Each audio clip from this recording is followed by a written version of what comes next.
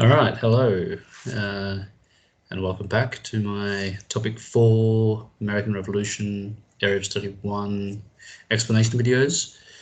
So this is a continuation of topic 4. We looked at the Tea Act, at the Boston Tea Party, and then Britain's actually quite punitive retaliation through the Coercive Acts.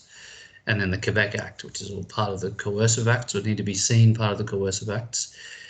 And because of that, basically Boston is placed under military rule. Thomas Gage is the commander. Port is closed.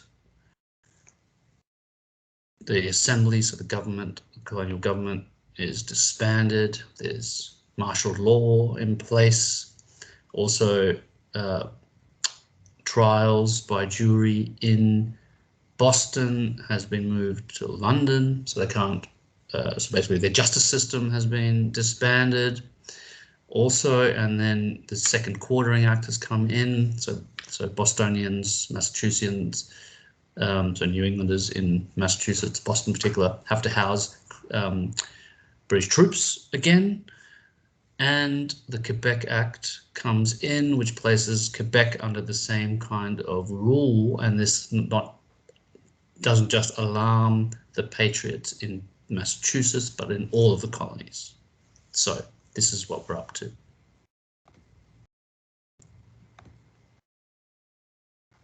All right, so let's just in this little short explanation look at the committees of correspondence and safety, which become shadow governments in a way, and it's how the New Englanders, particularly in Massachusetts and Boston, respond to that their assemblies, so that their governments are closed down, and to the military rule. Okay, so colonial government in America. As you know, we've done this before, the king corresponds to the colonial governor. The House of Lords, so it's basically like the Senate, corresponds to the Colonial Governor's Council, and the House of Commons, so the representatives, correspond to the Colonial Assembly. Now, those in the Assembly are called representatives or delegates. An example of this is the Virginian House of Burgesses, which was the Colonial Assembly of Virginia, which represents the common people in Virginia. And in Massachusetts, it's called the Massachusetts House of Delegates, was the Colonial Assembly of Massachusetts. Now, these have been closed down by Britain. So, the breakdown of the colonial structures of government, which is an effect of the coercive/intolerable acts. Now, separate political organizations grow out of this. So after 1774, the colonial form of government began to break down, particularly in the colony of Massachusetts, because it's placed under direct military rule, so martial law. Now, the colonial patriot elite formed their own shadow governments in response, taking the form of, firstly, the committees of correspondence and safety, then provincial congresses in the separate colonies, particularly in Massachusetts, and then it would eventually turn into the larger Intercontinental Congress of 1774 to 6, which will become the colonial revolutionary government. Okay, so the committees of correspondence. Now, after the repeal of the Townshend duties, radical patriot leaders such as Samuel Adams expected Parliament to begin taxing again in the future. So, to be better prepared for this eventuality, Adams created the committees of correspondence. So it's Sam Adams again. So he creates the committees of correspondence on the 2nd of November 1772. Now, these are a network of corresponding bodies to observe and respond to any political developments, to keep the public notified, to promote unity between the towns and the other colonies, and to make sure that colonial rights are upholded and not infringed upon. Okay, so Samuel Adams again, remember he did the circular letter. He's one of the Loyal Nine. He's the leader of the Sons of Liberty. He's instrumental to the Boston Tea Party and the popular response to the British Acts, and now he's setting up the committees of correspondence. So basically a shadow government behind the scenes to take charge if there is no more government and if Britain shuts it down, which they will do because they've already done it just before the Boston Massacre. All right, now throughout 1773, there's the growth of these committees.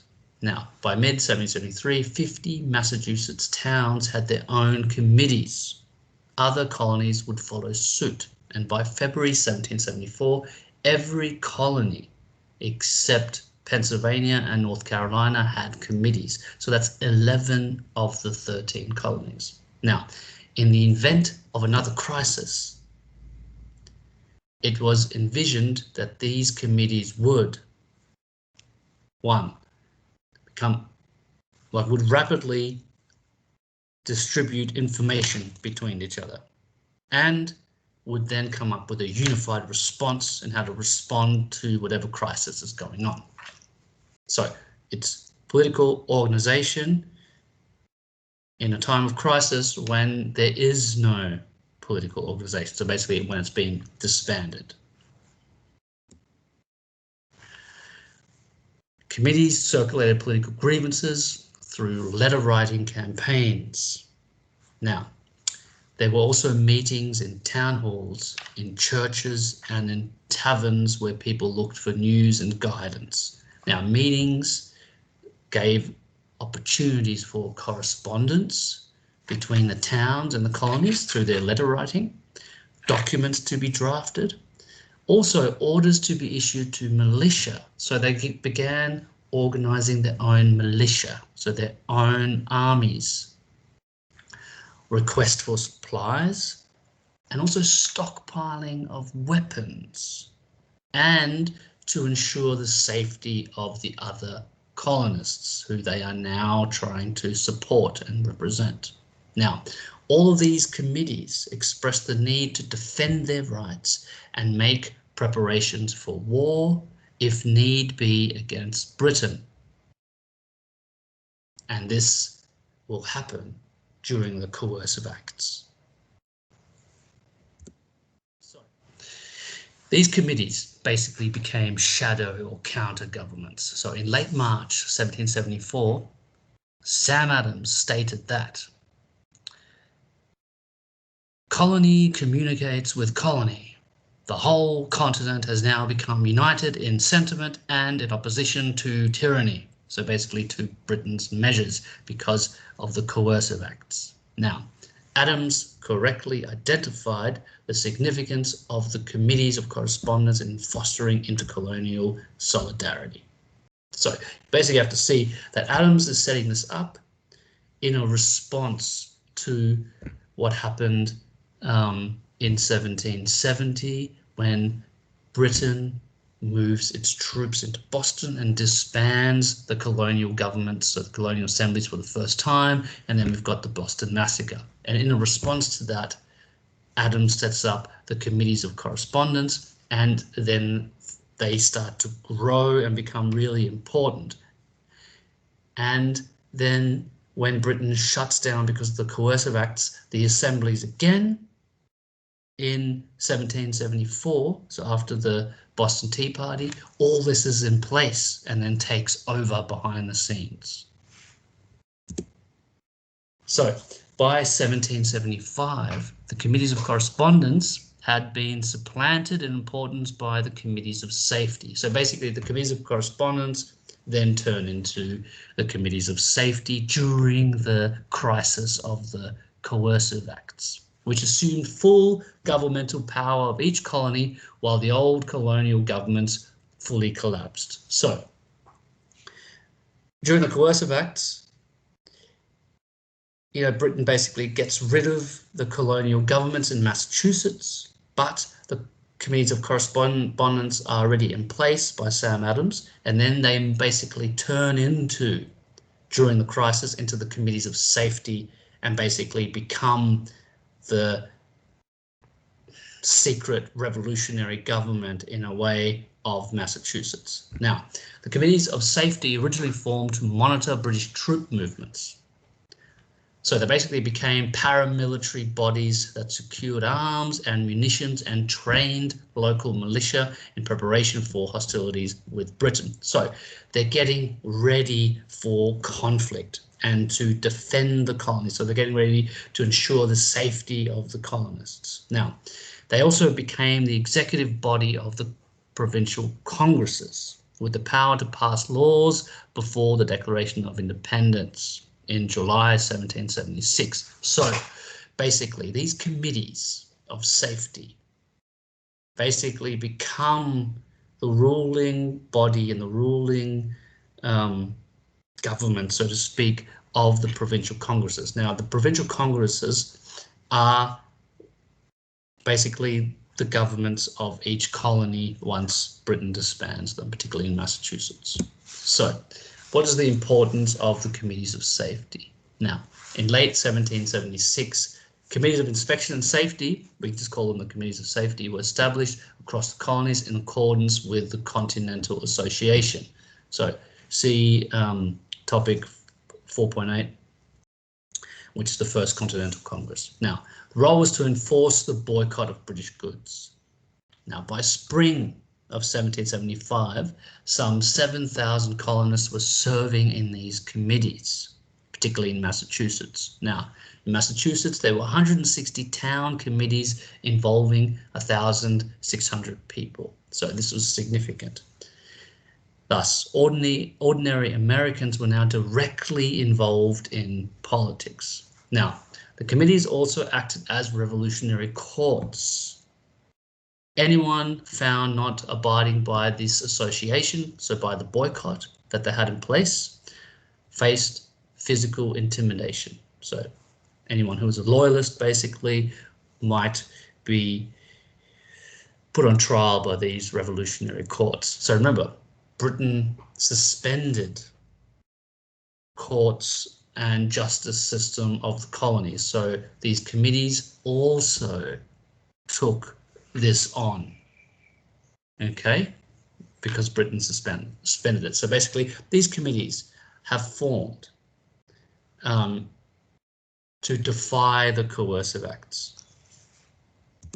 All right, now the provincial congresses. Now, between 1775 and 76, the term provincial congresses was used to describe the primary revolutionary body managing the traditional power from the colonial assemblies to the independent state assemblies, which would be called congresses, so state congresses.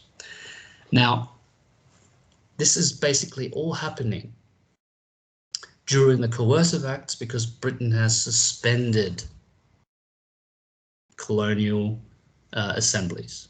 So the provincial congresses saw themselves as the colonies and the states after 1776 people's representatives. So they were essentially revolutionary colonial assemblies meeting in the absence of a legal government because it's been suspended through the coercive acts by Britain. So in sum, they were making up government as the revolutionary or the revolution progressed. So they're making it up as they go along. And they're basically forming because of the situation.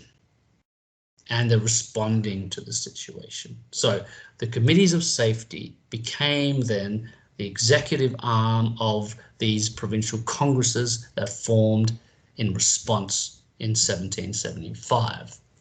So what is an executive arm? It's similar to Sovnarkom that you've learned about in the Russian Revolution. That was the executive of the Soviet.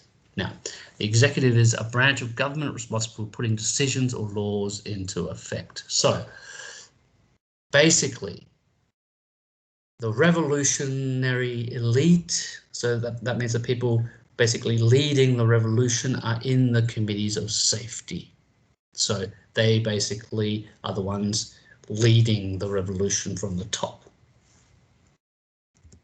All right. Now, some historical interpretation based on these committees of correspondence and safety and provincial congresses. You've got to see them all as a continuation, as a response to the coercive acts. So, Brogan says, committees of safety activated in 1772 by Samuel Adams and then peaked during 1774 due to the coercive acts. Now, the groups circulated political grievances and ideas, usually in response to an issue. So what does he say? He says, this is a direct quote, the committees of correspondence familiarized the radical leaders with the technique of intercolonial cooperation. Countryman argues that the committees effectively formed a counter-government. So they took power to themselves and left the old institutions as hollow shells. Now, this is his quote. The committees created a counter-government on radically different lines from the old one. They took power to themselves until the old institutions were hollow shells, and then they destroyed what they had drained in name. So they're creating a new government that represents the people as the situation unfolds as a response. All right. Next, we're going to look at military rule in Massachusetts, which is going on at the same time. All right, leave it there. All right. Cheerio.